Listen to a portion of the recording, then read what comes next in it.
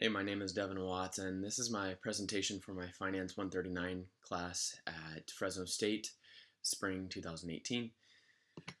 Today we are looking at the mergers and acquisitions and the basic intro to mergers and acquisitions and what is behind them typically. So to begin, we're looking at mergers, and mergers can be classified in two different categories, whether it's merged or consolidated. With merge, you typically see this when one entity will remain after the merger. So you have two entities to begin, and in the end of the merger, one entity of those two will remain. With consolidation, you see two entities in the beginning, two or more, and in the end of the process, they end up operating under a new entity, a complete new entity. And then looking at acquisitions, we have two different types of acquisitions, whether that's an asset acquisition or a stock acquisition. Typically, you'll see a stock acquisition in the marketplace today. This is when the acquiring firm will make an offer on a per share basis to the target firm. With the asset acquisition, it's less common because the asset acquisition requires a transfer on title, which in all can be a costly legal process to transfer those titles of assets.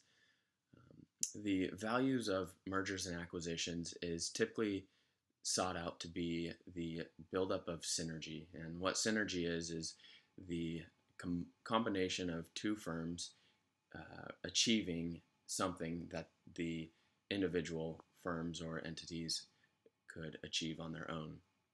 So the value behind that is the buildup of synergy. And usually tangible and intangible assets are the value that the firms will see. And I recently spoke with a relative who went through an acquisition. They work at Dermanuel Insurance Group here in the Central Valley, which provide insurance and financial services. They recently got acquired by Hub International, and they quoted the most value that they've seen through the acquisition process is the resources that the acquiring firm has to offer to them, end quote. I think the purpose behind mergers and acquisitions is typically to grow areas of business, specifically areas where the business mission and vision is. However, there's two different types of mergers and acquisitions. One can be a bolt-on merger and acquisition or a platform merger or acquisition. With the platform acquisition, it's typically when a business operates in one industry and they acquire a business in a separate industry, which allows that acquiring firm to enter into a new marketplace. Whereas the bolt-on acquisition is where the acquiring firm acquires another entity within that industry that allows them to grow that platform that they've already built their business on. That is my basic intro to mergers and acquisitions. Thank you.